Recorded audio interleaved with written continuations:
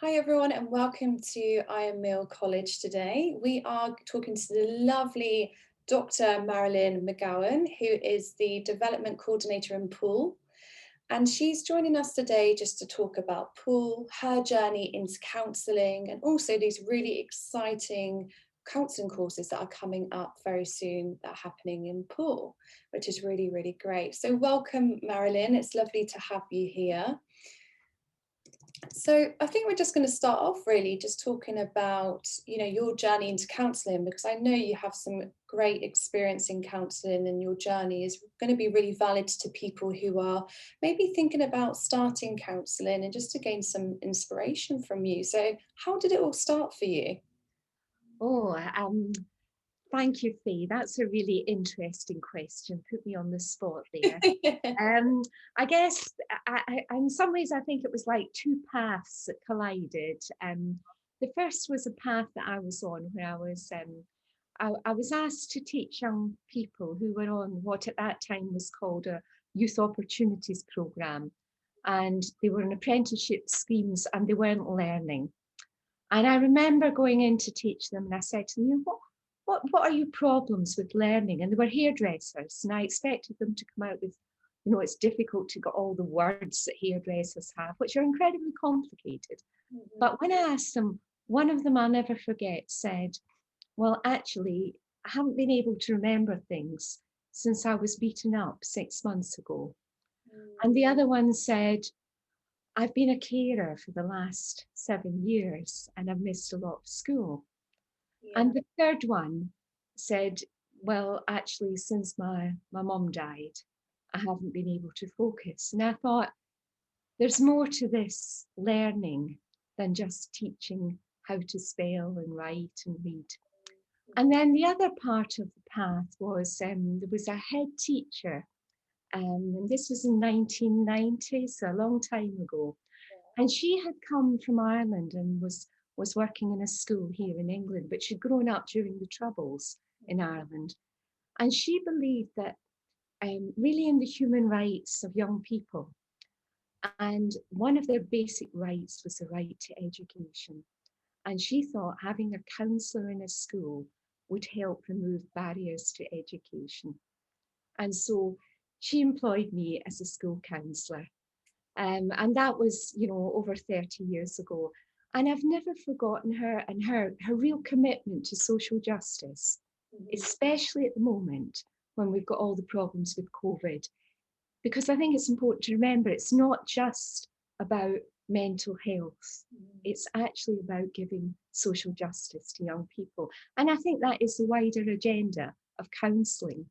So Yeah. that's kind of how I got into counselling, and that's also why I've stayed.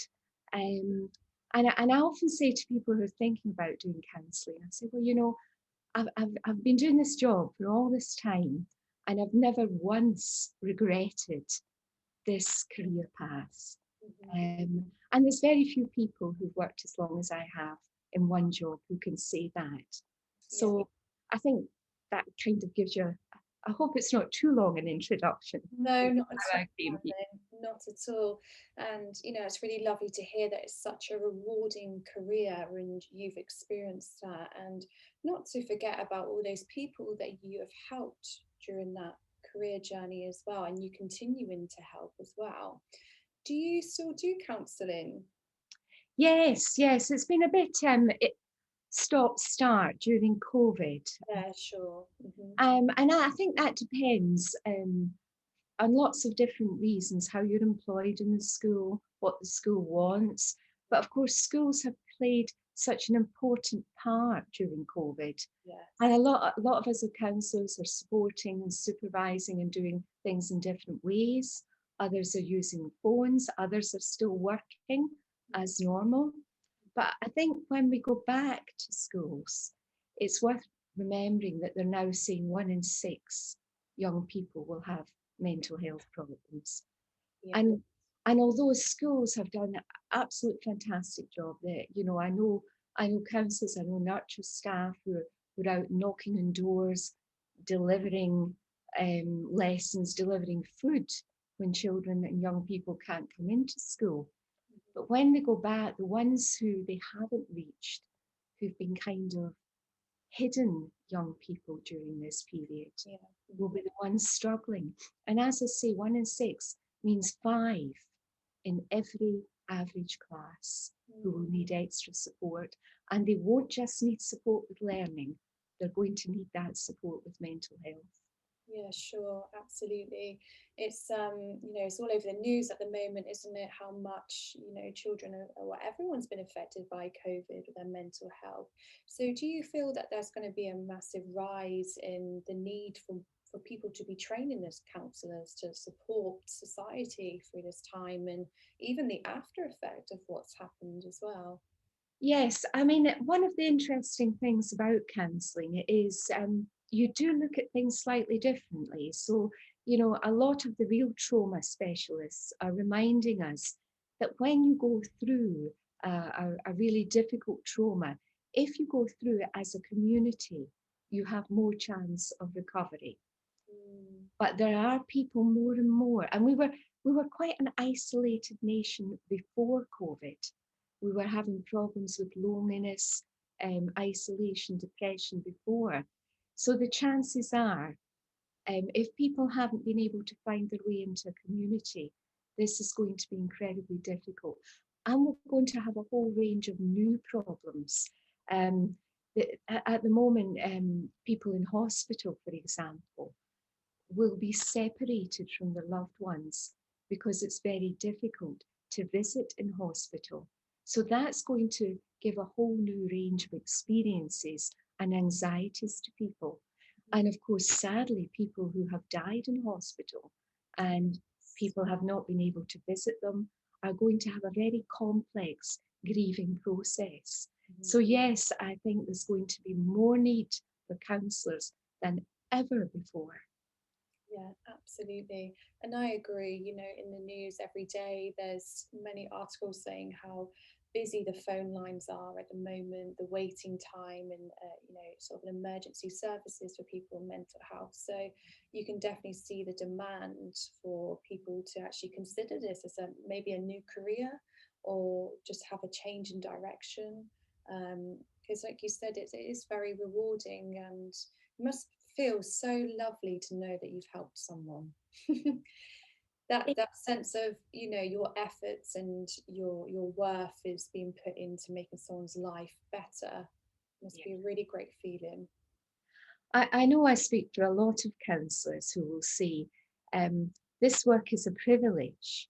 Yeah. Um, and it is one of the areas, it's a growth profession as well, and it's always changing. So you're part of a very dynamic profession, which has lots of new opportunities and new places to go, but also you have that very unique relationship with clients where you can really make a difference or help, to be more accurate, help them make a difference, Yeah. facilitate people in their own lives to find their own path and their own way forward. So it is a great privilege, but of course, it's the clients who do the work, really. It's they who make the changes, and we have to be humble in that as well. We're only a small part of their Yeah, journey. absolutely. You're sort of the part that holds that space for Yeah. them to figure out what sort of journey they need to take or what they need to look at, which is really, really lovely. So, Marilyn, you are based in Poole at the moment. Yes. Hopefully, it's not too snowy there at the moment as well, No. because they were due snow. So, how is everything in Poole in terms of, you've got these amazing courses coming up. Um, it'd be really great just to talk about those courses in a little bit more detail. If I was someone starting or thinking about counselling, where would I start in terms of Iron Mill College in Poole? What would you suggest? Well, a good place to start actually is to tune in to some of our open events where you'll find out more about counselling. And then you may have the chance to do some taster days or taster workshops, which are fairly low cost opportunities. And that's all on Eventbrite as well, isn't it? Our Eventbrite page. all on Eventbrite, and we've got a whole range. There's public lectures which cost as little as £1 to slightly longer courses, which might last for 3 hours. We're hoping to have a whole range of new events in the spring, including a Boys to Men conference. So lots and lots of opportunities. And then if you're really interested, if people are interested in training a bit longer, we have a certificate course. We have 3 different certificate courses. Well, they're the same course, but they run at three different times throughout the year. Yeah. And they're roughly 12 days long. And that gives you a really good grounding in counselling skills. It's also a good standalone qualification for anyone in the helping professions. And then after that, we run up to 4 of the accredited advanced diploma in counselling courses. That's accredited by the British Association for Counselling and Psychotherapy. And that will give you a qualification as a counsellor. And then after that, then you can qualify as a therapist and start your practice and go on from there. Yes. And then after that, you can do further training as well. Brilliant, that's great. So it's a really nice that we hold this whole sort of career journey for people to really, start from the beginning to qualifying, and then potentially having further studies to find your niche into a certain element of counselling as well, which is really, really great.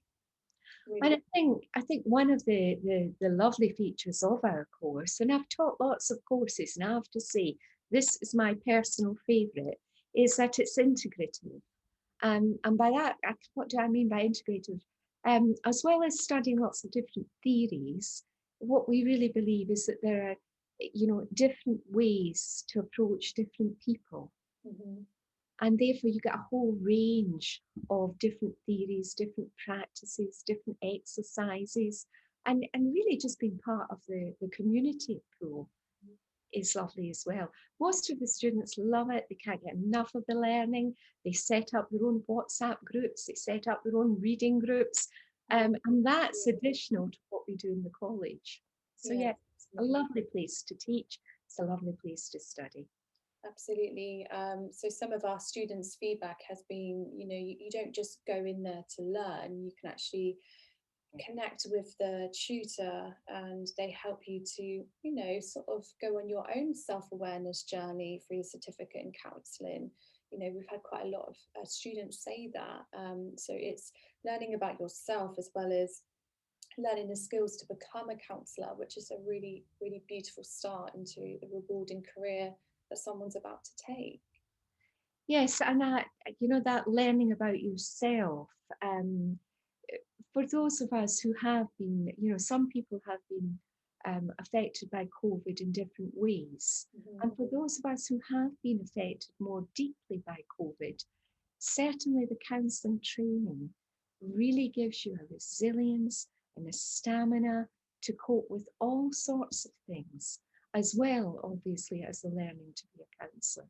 So it's a kind of learning for life. Yes.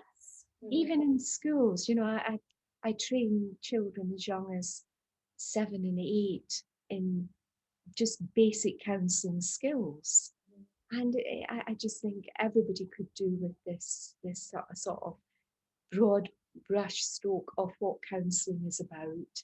It applies to everybody in all walks of life. That's really great to know.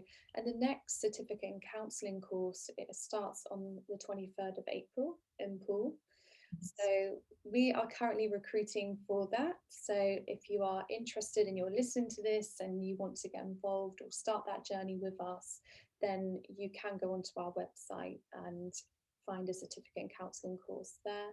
We also have an inquiries team that can speak to you about any inquiries that you need. All the information, contact information is on the website. But I just want to say thank you, Marilyn, for taking the time just to share about your story and your journey into counselling, as well as just giving people a bit more of an insight into what Poole has to offer in terms of supporting someone who is starting that journey. So thank you very much for today. Thank you.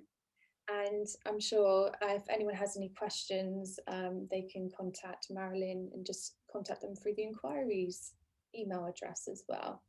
So thank you, Marilyn, and we hope to see you again soon. Thank you, Faye. Bye for now. Bye for now. Take care. Bye.